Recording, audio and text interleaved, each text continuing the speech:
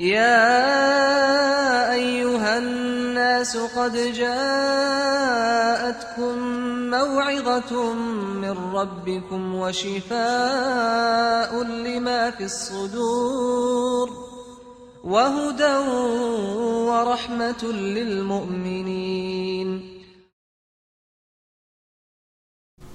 الحمد لله رب العالمين والعاقبة للمتقين والصلاة والسلام على سيد المرسلين وعلى آله وصحبه أجمعين، أما بعد. أعوذ بالله من الشيطان الرجيم. بسم الله الرحمن الرحيم. اتبعوا ما أنزل إليكم من ربكم ولا تتبعوا من دونه أولياء قلیلا ما تذکرون. اسٹوڈیو اسلام میں جو سلسلہ تفسیر کا چل رہا ہے، آج آپ کے سامنے سورۃ الاعراف. سورۃ الاعراف یہ بھی مکی سورہ ہے اور اس میں 206 آیتیں، گویا ایک لمبی سورت ہے. اس کی آیتیں بھی بڑی بڑی ہیں اور اس میں بہت سی چیزوں کو پیش کیا گیا. اعراف کہتے ہیں جنت اور جہنم کے درمیان ایک جگہ، ایک اونچی جگہ کو اعراف کہا جاتا ہے. گویا مکی سورہ رہنے سے توحید، رسالت، آخرت کو زیادہ بیان کیا گیا ہے، ساتھ ہی ساتھ کچھ طور طریقے اور بعض قوموں کا بھی اس سورہ میں ذکر کیا گیا. اس کی جو آیت میں نے تلاوت کی وہ آیت نمبر 3 ہے. اللہ تعالیٰ شروع میں ہی کہہ رہے ہیں اتبعوا ما انزل الیکم من ربکم، تمہارے رب کی طرف سے جو چیز نازل ہوئی ہے اس کی اتباع کرو، اس کو فالو کرو. کیونکہ لوگ الگ الگ طریقوں کے راستے پہ چلتے تھے، الگ الگ خداؤں کو مانتے تھے، الگ الگ راستے بنا لیے تھے، قبیلے کا بت الگ تھا. تو کہا گیا کہ نہیں، اس رب کی اتباع کرو جو تمہاری طرف نازل کیا.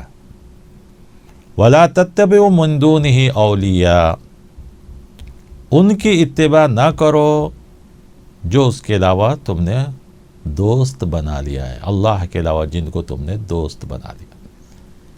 یاد رکھیے بت پرستی جو آئی ہے وہ نفرت، دشمنی میں نہیں آئی ہے، بلکہ دنیا میں کچھ نیک لوگ گزرے، اچھے لوگ گزرے، لوگوں نے ان کی محبت میں پہلے تو ان کو صرف یاد کیا، پھر شیطان نے ان کے ذہن میں ڈالا کہ تم ان کو یاد کرتے بھول گئے، چلو اچھا ہوگا کہ کون سال میں ایک دن بنا لو. پھر اس کے بعد ایک دوسری نسل آئی تو ان کی کچھ یادگاروں کو قائم کر لیا. پھر اس کے بعد ایک نسل آئی تو ان کی تصویریں بنا لیے. پتھروں کا زمانہ آیا تو پتھروں میں تراش لیے. اس طریقے سے بت پرستی شروع ہوئی. تو کہا گیا کہ تم ان کو نیک سمجھ کر اور ان کے ذریعے سے تم اپنی عبادت اور ساری چیزیں کر رہے ہو، یہ مناسب نہیں ہے، بلکہ صرف اور صرف اس اللہ کی بات، اس بات کی عبادت کرو جو تمہاری طرف نازل کی گئی. اللہ تعالیٰ خود کہتے ہیں قلیلا ما تذکرون، بہت کم لوگ نصیحت حاصل کرتے، ورنہ اکثر انسان یا تو کفر میں رہ جاتا ہے، کفر سے بچ گیا تو شرک میں پڑ جاتا ہے، شرک سے بچ گیا تو گمراہی کی طرف چلا جاتا ہے، بدعت میں مبتلا ہو جاتا ہے، بدعت سے بچ گیا تو رسم و رواج میں پڑ جاتا ہے، اس سے بچ گیا تو اپنی مرضی کی عبادت کرتا ہے.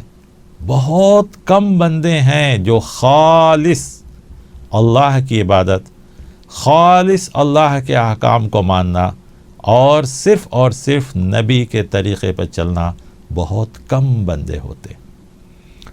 پھر اس کے بعد اس سورے میں اللہ تبارک و تعالیٰ نے کہا کہ قیامت کے دن تمہارا حساب کتاب نیکی کی بنیاد پر ہوگا. تو جن لوگوں کی نیکیاں زیادہ ہوں گی وہ کامیاب ہوں گے. کہا فمن ثقلت موازینہ فاولئک هم المفلحون. دنیا کیا سمجھتی تھی کہ فلاں ہم کو بچا لیں گے، فلاں ہم کو سفارش کر لیں گے، فلاں ہم کو کامیاب کر دیں گے، ہماری بگڑی بنا دیں گے۔ قرآن کہتا ہے نہیں، صرف اور صرف نیکیوں کی بنیاد پر۔ تو جن کی نیکیاں زیادہ ہوں گی وہی کامیاب ہوں گے۔ ومن خفت موازینہ، اور جن کی نیکیاں ہلکی ہو گئیں، نیکیاں کم ہو گئیں، فاولئک الذین خسروا انفسہم، تو وہی لوگ اپنے نفس کو گھاٹے میں ڈالیں گے۔ تو معلوم یہ ہوا کہ صرف اور صرف نیکی۔ اسی لیے پیارے نبی صلی اللہ علیہ وسلم اپنے چچا اور اپنے رشتہ داروں کا نام لے کر کہتے تھے، اے لوگو آپ یہ نہ سمجھنا ہے کہ میرے نبی ہیں، بلکہ یہ کرو کہ عمل کرو، عمل کرو، عمل کرو۔ تو معلوم ہوا کہ رشتہ داری، خاندان، یہ سب کوئی چیز کام آنے والی نہیں ہے، رب کے پاس صرف عمل ہے، ایمان اور عمل۔ پھر اس کے بعد اس سورے میں آدم علیہ السلام کا ذکر تفصیل سے کیا گیا ہے، تقریباً 11ویں نمبر آیت سے لے کر 25 تک۔ وہ واقعات جو شیطان نے سجدہ کرنے سے انکار کیا۔ اللہ تعالیٰ نے جب کہا ابلیس سے کہ تم سجدہ کرو تو اس نے سجدہ نہیں کیا، تو اللہ نے اس سے پوچھا کہ کون سی چیز ہے تجھے سجدے سے روک رہی ہے؟ تو اس نے کہا انا خیر منہ، میں آدم سے بہتر ہوں، کیونکہ خلقتنی من نار، مجھے آگ سے پیدا کیے اور اب آدم کو اپنے مٹی سے پیدا کیا ہے۔ آگ اوپر کی طرف اٹھتا ہے، بھڑکتا ہے، دہکتا ہے، شعلے اس کے بلند ہوتے ہیں، جبکہ مٹی اوپر بھی پھینکیے تو واپس نیچے ہی آتی ہے، وہ حقیر ہے۔ گویا شیطان کا اس میں تکبر بتلایا جا رہا ہے، اس کا غرور بتلایا جا رہا ہے۔ اس لیے کہا گیا تکبر عزازیل را خار کرد، بزندہ نے لعنت گرفتار کر۔ تکبر بہت خراب چیز ہے، کسی کے مقابلے میں اپنے آپ کو بہتر سمجھنا، دوسرے کو حقیر سمجھنا، یہ اصل تکبر۔ تو شیطان بیک وقت اللہ کی نافرمانی بھی کیا، دوسرا نافرمانی کی وجہ تکبر تھا، تو اصل وجہ تکبر ہے جو اللہ کو ہرگز پسند نہیں۔ اللہ تعالیٰ نے کہا فَاہْبِطْ مِنْهَا، نکل جا یہاں سے، تیرا تکبر تجھے غارت کرے گا، تو ذلیل ہو جائے گا۔ لیکن شیطان نے اس کے بعد کہا اے اللہ مجھے قیامت تک مہلت دے، یوم یبعثون، جس دن دوبارہ اٹھائے جائیں گے وہاں تک۔ اب اللہ تعالیٰ دیکھیے اتنے بڑے نافرمان کو بھی مہلت دے رہے، سامنے کھڑے ہو کر نافرمانی کر رہا ہے، لیکن ایسے نافرمان کو بھی کہہ رہے ہیں انک من المنذرین، جا میں تجھے مہلت دے رہا ہوں، کیا کرے گا تو شیطان کہتا ہے اللہ میں تیرے بندوں کے سیدھے راستے میں بیٹھوں گا، ان کو سامنے سے، پیچھے سے، داہنے سے، بائیں سے گمراہ کروں گا، یہاں تک کہ اکثر لوگ ناشکرے بن جائیں گے۔ اللہ نے پھر اسے کہا تو ذلیل ہو، تیرے اوپر جو ہے لعنت ہو، اور یاد رکھ دوسری جگہ اللہ تعالیٰ نے یہ بھی کہا کہ تجھے جو مانیں گے وہ میرے نیک بندوں کو تو گمراہ نہیں کر سکتا، یاد رکھ، لیکن تجھے جو مانیں گے میں ان سب کو تیرے ساتھ جہنم میں ڈال دوں گا۔ تو ہمیں اور آپ کو یہ سوچنا چاہیے کہ ہم نفس کے دھوکے میں مبتلا ہو کر، شیطان کے نقش قدم پر چل کر گمراہ تو نہیں ہو رہے۔ تو اس چیز سے ہمیں کون سی چیز بتائے گی؟ صرف اور صرف اللہ کی طرف سے نازل کی ہوئی کتاب اور پیارے نبی صلی اللہ علیہ وسلم کی لائی ہوئی شریعت۔ بڑی تفصیل سے یہاں پر ان سب چیزوں کو بیان کیا۔ پھر اس کے بعد کہا کہ شیطان سب سے پہلے اٹیک، حملہ کس پر کیا؟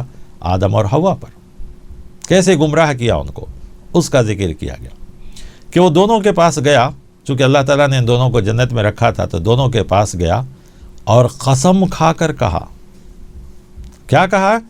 انی لکما لمن الناصحین، ہم آپ دونوں کو نصیحت کر رہے ہیں۔ یاد رکھیے جب بھی کوئی شخص چکنی چپڑی باتیں کرتا ہے تو گویا یہ دھوکہ ہے۔ تو شیطان نے دونوں کو بڑی اچھی طریقے سے گمراہ کیا۔ لالچ، بڑا سے بڑا انسان لالچ میں گمراہ ہو جاتا ہے۔ کیا لالچ دیا؟ کہا اگر آپ ان درختوں کا پھل دونوں کھا لیں گے تو ہمیشہ جنت میں رہ جائیں گے۔ یاد رکھیے شیطان کا سب سے بڑا حربہ لالچ ہوتا ہے، اور یہ ایک ایسا حربہ ہے، ایک ایسی اس کی چال ہے کہ اچھے لوگ اس میں پھنس جاتے، کسی کو عہدے کی لالچ، دولت کی لالچ، علم کا غرور، نہ جانے کیا کیا چیزوں کے ذریعے سے شیطان گمراہ۔ تو اس میں کئی باتیں بتلائی گئی۔ ایک تو کہا کہ میں قسم کھا رہا ہوں، وقاسمہما، قسم کھا کر میں کہہ رہا ہوں۔ پھر کہا میں آپ لوگوں کو نصیحت کر رہا ہوں، آپ کی بھلائی چاہ رہا ہوں۔ اور اس کے بعد ان دونوں کو اس سے قریب کر لیا تو اللہ تعالیٰ نے کہا ان الشیطان لکم عدو مبین، شیطان تمہارا کھلا ہوا دشمن ہے۔ قرآن کریم میں 4 آیتیں ہیں جس میں کہا گیا ہے کہ شیطان تمہارا کھلا ہوا دشمن ہے، اور ایک آیت میں تو صاف صاف کہا لا تتبعوا خطوات الشیطان، کہ تم شیطان کی نقش قدم پر مت چلو، شیطان کی اتباع نہ کرو۔ لہذا ہمیں اور آپ کو، جیسا کہ شروع میں آپ نے سنا کہ قرآن پڑھتے وقت بھی کہا گیا کہ شیطان سے پہلے بچنا ہے، اعوذ باللہ من الشیطان۔ اور آگے آیتیں آئیں گی جس میں آئے گا کہ اللہ تعالیٰ خود کہتا فَإِذَا قَرَأْتَ الْقُرْآنَ فَاسْتَعِذْ بِاللَّهِ، کہ شیطان کے حربے سے، چال سے، ہر چیز سے پہلے بچو۔ پھر اس کے بعد لباس کو اس میں تقوی کہا گیا کہ تقوی والا لباس کیا ہے، یعنی خوف خدا، وہ لباس جو ہمارے جس طرح جسم کو عیب کو چھپاتا ہے، تو ہم اپنے جسم کو ایسا تقوی والا بنائیں کہ وہ سارے گناہوں سے پاک ہو جائے۔ تو یہ بھی ایک چیز کے اندر ہے۔ ساتھ ہی ساتھ یہ بات اس وقت کہی گئی کہ مسجد کو کہا گیا ہے کہ جب تم مسجد میں آؤ تو زینت کے ساتھ آؤ، خذوا زینتکم عند کل مسجد، یعنی مسجد کا آداب، احترام، جو تمہارے پاس لباس اس میں سب سے اچھا، پاک صاف، خوشبو، سرما، یہ ساری چیزیں جو بتلائی جاتی ہے مسجد میں آئیں۔ اور سب سے بڑی چیز کہ اپنے آپ کو گناہوں سے پاک ہو کر آؤ۔ اچھے لباس جس طرح ہم گھر میں ہوتے ہیں، سادے لباس میں ہوتے ہیں، کوئی مہمان آتا ہے تو فوراً کوئی شرٹ یا کوئی کرتا یا کوئی دوسرے کپڑے ڈال دیتے۔ ایک انسان کا جب اتنا احترام ہے تو اللہ کے گھر میں ہم جائیں تو اچھے لباس میں جائیں۔ بہت سے لوگ فجر کی نماز میں دیکھیں گے ایسے ہی کپڑوں میں اٹھ کے سیدھے آ جاتے ہیں، ایسا نہیں ہونا چاہیے۔ اب اللہ کے گھر میں جا رہے ہیں تو اس کی بھی زیب و زینت کا خیال رکھنا چاہیے۔ اور خاص کر مکے میں لوگ اس وقت ننگے دھڑنگے آتے تھے تو اس سے بھی منع کیا گیا اور کہا گیا کہ کپڑے استعمال کرو۔ پھر اس کے بعد اللہ تبارک و تعالی نے اس سورہ میں، یہ جو سورہ اعراف جو نام ہے، اس کا بہت تفصیل سے ذکر کیا ہے۔ وہ یہ کہ بہت سے لوگ ہوں گے جو اپنی نیکیوں کی بدولت جنت میں چلے جائیں گے، اور جو لوگ گناہگار ہوں گے وہ جہنم میں۔ کچھ لوگ ہوں گے جن کی نیکیاں اور گناہ دونوں برابر ہوں، اگر ایک بھی گناہ زیادہ تو جہنمی، ایک بھی نیکی تو جنتی۔ لیکن یہ جنت میں تو جائیں گے لیکن فی الحال نہیں، کیونکہ ان کو یہاں رکھا جائے گا۔ یہ ایک اونچی جگہ ہوگی جہاں سے جنت بھی دکھائی دے گا، جہنم بھی دکھائی دے گا۔ اللہ تعالیٰ ان کو بتلائے گا کہ کاش تم دنیا میں چند نیکیاں اور کر لیتے تو تم بھی جنتیوں کے ساتھ چلے جاتے، اور اگر خدا نہ خواستہ تمہارے گناہ بڑے ہوتے تو دیکھ لو تمہارا انجام کیا ہوتا۔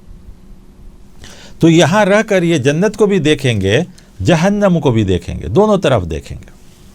اور اس کے بعد یہ لوگ جب جنتیوں کو دیکھیں گے تو ان کو خوشی ہوگی، جہنمیوں کو دیکھیں گے تو اپنے منہ موڑ لیں گے اور منہ جو ہے پھیر لیں گے۔ ان میں سے کچھ لوگ ان کو نظر آئیں گے کہ ان کے ساتھ ہی دنیا میں تھے تو ان کو افسوس بھی ہوگا، لیکن جنتیوں کو دیکھیں گے تو کہیں گے کہ کاش تم لوگ ہمارے لیے کچھ نیکی کرتے یا ہم کو بھی نیکی میں ساتھ رکھ لیتے۔ ساتھ ہی ساتھ یہاں جنتی اور جہنمی کا مکالمہ بھی بیان کرایا گیا ہے کہ جنتی جہنمیوں کو دیکھیں گے، جہنمی جنتی کو دیکھیں گے۔ تو جنتی جو جہنمیوں کو دیکھیں گے تو اللہ کا شکر ادا کریں گے، لیکن جہنمی جب جنتیوں کو دیکھیں گے تو فوراً کہیں گے کاش تم لوگوں کو جو کھانا پینا دیا جا رہا ہے اس میں سے تھوڑا ہم کو بھی دو گے تو اچھا رہے گا۔ لیکن اللہ کی طرف سے اعلان ہوگا ان اللہ حرمہم علی الکافرین، کافروں پر یعنی جہنمیوں پر یہ سب حرام ہے۔ تو معلوم ہوا کہ آخرت میں ان ساری چیزوں سے ہمیں اور آپ کو گزرنا ہے۔ پھر اس کے بعد جن لوگوں کی وجہ سے یہ لوگ جہنم میں جائیں گے उनको दिखाया जाएगा वहाँ, जिन बुतों को इबादत कर कर या जिन लोगों ने इनको गुमराह किया, जब उनको देखेंगे तो इनको गुस्सा आएगा और कहेंगे अल्लाह ताला से, रब्बना हाउलाई अज़ल्लूना, ए अल्लाह इन्होंने ही हमको गुमराह किया, फ़आतिहिम अज़ाबन ज़िअफ़न मिनन नार, ए अल्लाह इनको दुगुना अज़ाब दे जहन्नम से। अल्लाह ताला कहेंगे याद रखो तुमको भी हमने सोच और समझ दी, तुम उस दिन नहीं सोचे समझे, दूसरों के पीछे पड़ के गुमराह हुए, आज हर आदमी को उसके गुनाहों का बदला मिलेगा। और अल्लाह ताला ने इस सूरे में ये भी फैसला कर दिया कि जिनके ऊपर कुफ्र साबित हो गया, जिन्होंने अल्लाह की आयतों का इनकार किया और तकब्बुर किए, वो हरगिज़ हरगिज़ जन्नत में दाखिल नहीं होंगे। यहाँ तक कि एक मिसाल दी गई, हत्ता यलिजल जमल फी सम्मिल खियात, जिस तरह सुई के नाके में, यानी जो धागा, जिससे धागा लगाकर जो हम कपड़ा सीते हैं, जो धागा सुई में लगाया जाता है नील में, उस छोटी सी जगह में ऊंट दाखिल हो जाए ये नामुमकिन है, तो उसी तरह अल्लाह की आयतों का इनकार करने वाले, अल्लाह के सामने तकब्बुर करने वाले, उसकी इबादत से दूर रहने वाले कभी जन्नत में नहीं जा सकते, नामुमकिन है उनका जाना। जिस तरह ऊंट का उसमें दाखिल होना नामुमकिन है, उसी तरीके से ये भी नामुमकिन है। अल्लाह ने साफ साफ फैसला कर दिया। और सिर्फ यही नहीं, जब वो जहन्नम में दाखिल होंगे तो कहा गया लहुम मिन जहन्नम मिहाद, उनका बिस्तर वही, उनके ऊपर से आग और सारे तरफ से उनके लिए आग ही आग होगा। वल्लज़ीना आमनू, लेकिन जो लोग ईमान लाए, व आमिलु सालिहात, नेक अमल किए, ला नुकल्लिफु नफ्सन इल्ला वुसअहा, तो उनको हम के जितना उनका नफ्स था, जितना उनको ताकत और क़ुव्वत थी, उतना ही अल्लाह ताला ने उनको तकलीफ़ दिया। ईमान और अमल कोई चीज़ ऐसी नहीं है जो इंसान की ताकत और क़ुव्वत से बाहर हो। उलाइका अस्हाबुल जन्नह, वो लोग जन्नत में होंगे, हमेशा हमेशा उसमें रहेंगे। और सबसे बड़ी चीज़ जो अल्लाह ताला करेगा, जन्नतियों के दिलों में से जो कीना कपट और ख़राबी होगी वो निकाल देगा जाएगा। जन्नत में बिल्कुल सुकून और इत्मीनान के साथ लोग रहेंगे। तो बहरकैफ इस सूरे में जन्नती और जहन्नमी का जिक्र कराया गया और दोनों को बताया गया। इसका मतलब है कि जन्नत बरहक है, जहन्नम भी बरहक है। जन्नत नेक वालों का घर है, जहन्नम गुनहगारों का घर है। और जन्नत की जितनी नेमतें हैं हरगिज़ हरगिज़ जहन्नमियों को नहीं दी जाएगी, बल्कि अल्लाह ने हराम किया। अगर कोई आदमी को यकीन नहीं है तो अल्लाह ताला ने इस सूरे में नूह अलैहिस्सलाम का, कौम आद और समूद का, कौम लूत का, शुएब अलैहिस्सलाम का, और फिर बहुत लंबा ज़िक्र मूसा अलैहिस्सलाम और फ़िरौन का ज़िक्र करके बतलाया गया कि ये सब नाफरमानी किए और इनके साथ जो लोग ईमान लाए वो कामयाब हुए, जो नाफरमानी किए वो हलाक हो गए। ख़ासकर शुएब अलैहिस्सलाम की कौम का जिक्र करते हुए कहा गया है कि लोगों ने उनको धमकियां दी कि ऐ शुएब, अगर तुम अपनी बातों से बाज नहीं आओगे तो हम तुमको बस्ती से निकाल देंगे और तुम्हें वापस नहीं तो अपने दीन में दाखिल कर लेंगे। ज़रा सोच कर देखिए, आजकल भी ऐसी बातें सुनने में आती हैं कि वो कहते हैं कि अगर तुम हमारी बात नहीं मानोगे उल्टा, तो हम तुमको या तो बस्ती से निकाल देंगे या तुमको वापस अपने दीन में दाखिल कर लेंगे। तो हमें और आपको भी ये बात सुनकर यकीन करना चाहिए कि कभी भी जीत हक़ की होगी, ईमान वालों की होगी। तो अल्लाह ताला ने इन सारी कौमों का जिक्र करके बतलाया गया। फिर उसके बाद ईमान वालों के लिए इस सूरे में एक बहुत बड़ी खुशखबरी भी है और दूसरे लोगों को उसमें दावत भी है। अक्सर इंसान सबसे ज़्यादा परेशान होता है रोज़ी के मामले में, और वो चाहता है कि मैं कौन सा रास्ता अपनाऊं जिस पर रोज़ी है। तो क्या इस्लाम सिर्फ नमाज, रोज़ा, इबादत, ज़िक्र और अज़कार का ही मज़हब है? अल्लाह को हम मानेंगे तो सिर्फ हमको यही मिलेगा? नहीं, इसमें रोज़ी का भी अल्लाह ताला जिक्र करता है। अल्लाह ताला कहते हैं, देखो, वलौ अन्न अहलल क़ुरा आमनू वत्तक़ौ, अगर बस्ती के लोग ईमान लाए और तक़वा की ज़िंदगी गुजारें, तक़वा से मुराद हलाल व हराम का ख्याल रखें, जायज़ नाजायज़ का ख्याल रखें, अल्लाह उसके रसूल की इताअत करें, उसकी नाफरमानी से बचें, फ़राइज़ की पाबंदी करें, भलाई का हुक्म दे, बुराई से रोकें, तो अल्लाह ताला कहते लफ़तहना अलैहिम बरकातिम मिनस समा, تو ہم برکت جو آسمان سے برکت کے دروازے کھول دیں گے، والارض اور زمین سے بھی برکت کے دروازے کھول دیں گے. گویا یہ سب کیا ہے؟ تو اللہ تعالیٰ کہتے ہیں لیکن وَلَٰكِن كَذَّبُوا، لیکن افسوس کہ بستی والوں نے اللہ کو جھٹلایا.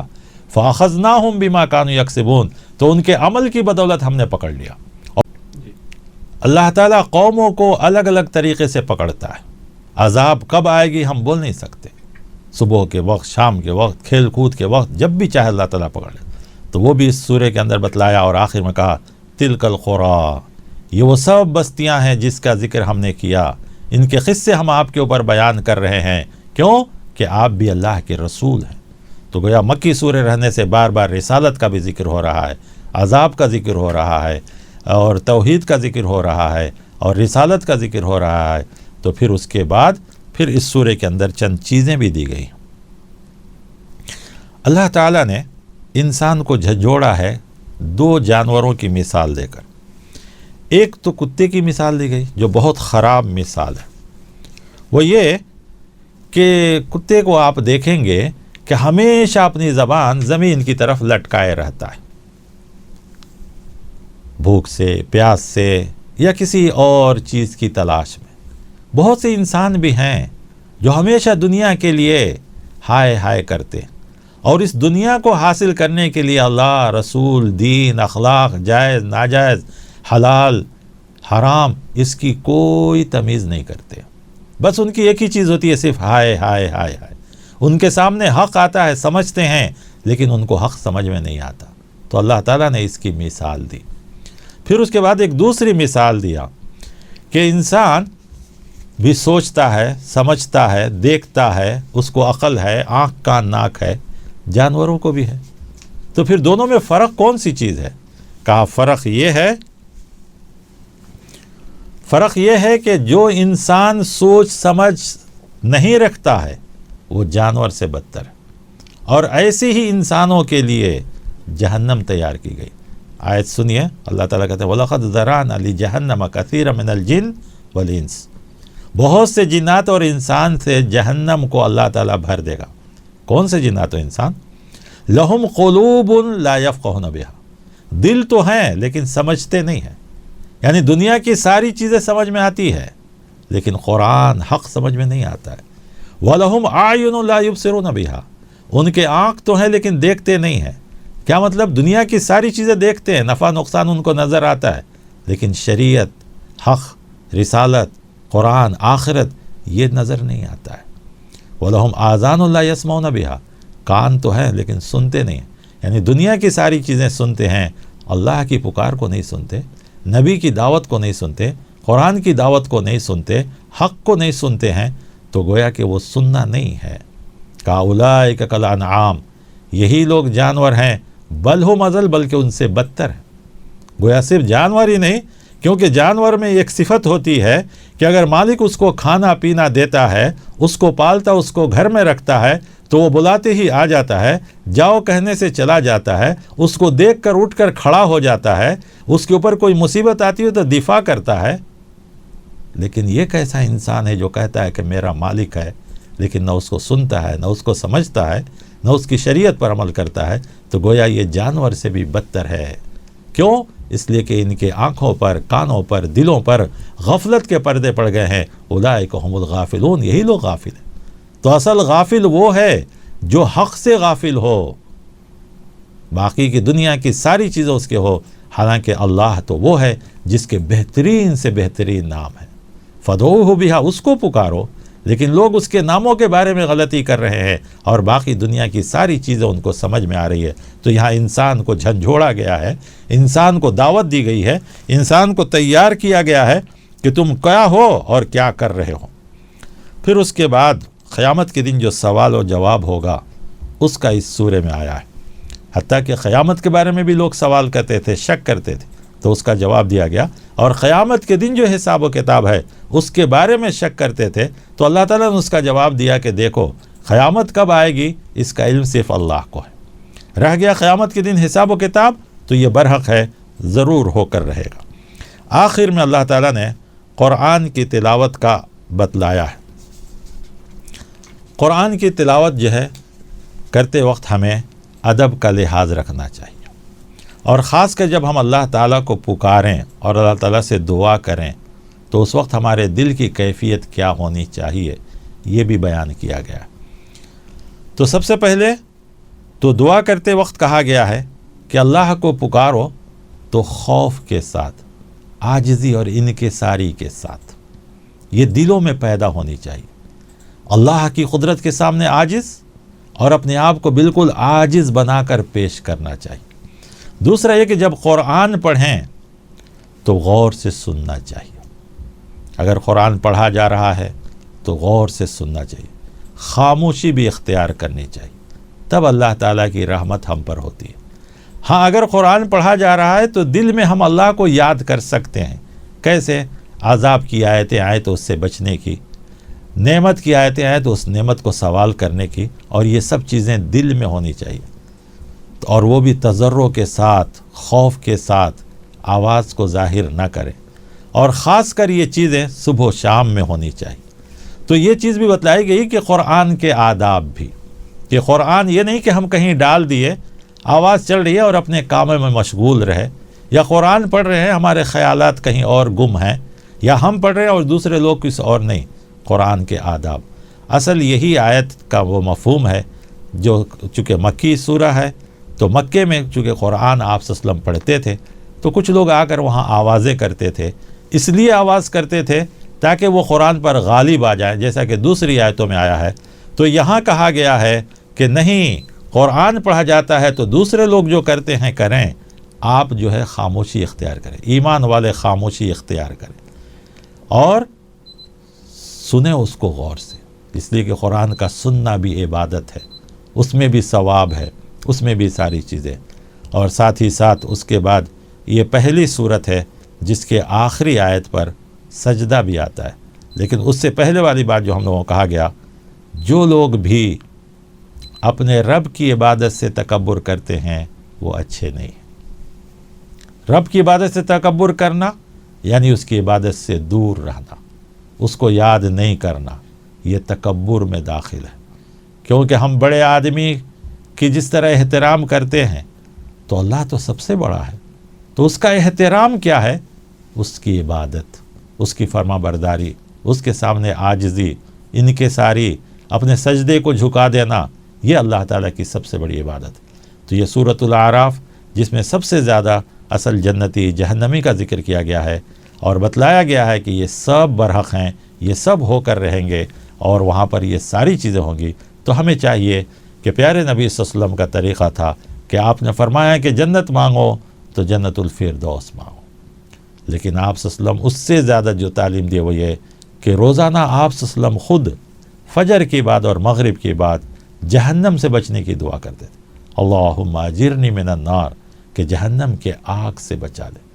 جہنم، نار، یہ سب الفاظ بار بار قرآن میں آئے، اور دوسری کا کہا فمن زحزح عن النار وادخل الجنہ فقد فاز، جو اپنے آپ کو جہنم سے بچا لیا، جنت میں داخل کر لیا، وہی کامیابی ہے۔